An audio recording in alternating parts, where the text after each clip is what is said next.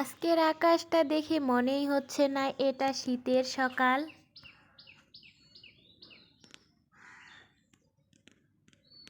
কোনো কুয়াশা নেই, আকাশে কোনো মেঘ নেই। দেখতে অনেক সুন্দর লাগছে আজকের আকাশটা। তাই ভিডিওতে না দিয়ে আর পারলাম না, এত সুন্দর একটা সকাল। হ্যালো এভরিওয়ান, আসসালামু আলাইকুম। যে যেখান থেকেই দেখছো, আশা করি আল্লাহর অশেষ রহমতে ভালো আছো ও সুস্থ আছো। আলহামদুলিল্লাহ, আমিও ভালো আছি। এই তো লেগে পড়েছি সকালে রান্নাবান্না করার জন্য। কোটা বাছা প্রায় সব শেষ করেছি, এখন শুধু মশলা বেটে নেওয়ার বাকি আছে শিলপাটায়। তোমরা যারা আমার ভিডিও দেখো সব সময়, হয়তো জেনে থাকবে যে আমরা সব সময়ই কিন্তু শিলে বাটা মশলা দিয়ে তরকারি রান্না করে থাকি। যদিও শিলে বাটাবাটি করাটা একটু কষ্টকর, তবে এই বাটা মশলার তরকারিটা খেতে কিন্তু অনেক স্বাদ হয়। এখন কিন্তু আমি সকালবেলা মাছ রান্না করব, আর মাছের জন্য সব কিছু রেডি করে নিয়েছি। এগুলো আমাদের পুকুরের মাছ।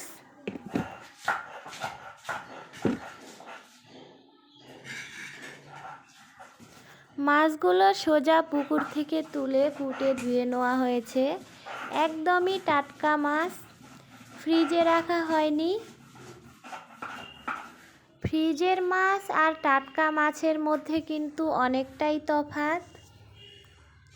শুধু মাছ নয়, যে কোনো টাটকা জিনিসের মধ্যে কিন্তু স্বাদটা একটু বেশিই থাকে। আর এই মাছগুলোই আজকে আমি বাটা মশলা দিয়ে রান্না করব, হালকা তেলে ভেজে।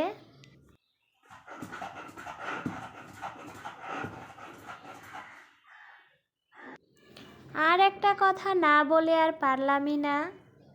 গত ভিডিওতে আমি এত ভালোবাসা পেয়েছি সবার, যা ভাবতেও পারিনি। আর তোমাদের এত সুন্দর সুন্দর কমেন্ট পড়ে তো আমার মন একেবারেই জুড়িয়ে গেছে। শখের বশে চ্যানেল খুলে দু একটা ভিডিও দিতাম প্রথমে।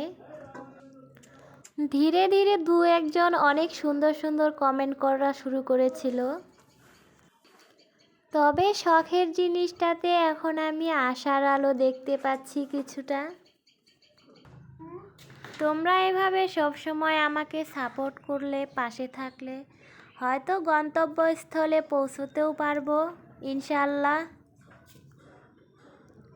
আশাও করছি সবসময় তোমাদের ভালোবাসা এভাবেই পাবো।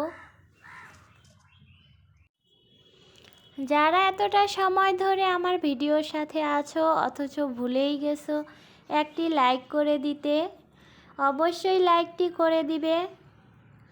আর কমেন্ট বক্সে এসে ভিডিও সম্পর্কে ছোট্ট একটি কমেন্ট করে যেতে পারো।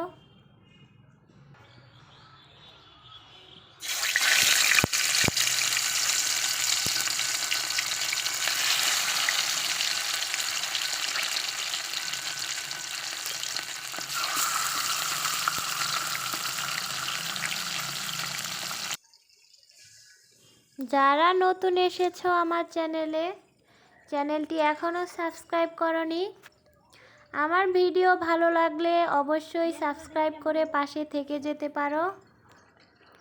তবেই নতুন ভিডিওর নোটিফিকেশন তোমার মোবাইলে সর্বপ্রথম চলে যাবে। এদিকে কথা বলতে বলতে অনেকটা সময়ই পার হয়ে গেছে। আমি আমার মাটির চুলাটা ধরিয়ে তাতে কড়াই বসিয়ে তেল গরম করে নিয়েছি, আর তাতে এখন মাছ দিয়ে দিলাম ভাজার জন্য। যেহেতু বাটা মশলা দিয়ে মাছগুলো আজকে রান্না করব, তাই বেশি কড়া করে ভাজবো না, অল্প আঁচে হালকা করে ভেজে নেব। ওদিকে আমার প্রিয় আপুরা অনেকেই কমেন্ট করেছে, আপু তোমার চুলাটা অনেক সুন্দর, দেখতে অনেক ভালো লাগে। হ্যাঁ আপু, আমারও অনেক ভালো লাগে এই চুলাটা। আমি নতুন বাড়িতে আসার পর নিজেই বানিয়েছি এই চুলা।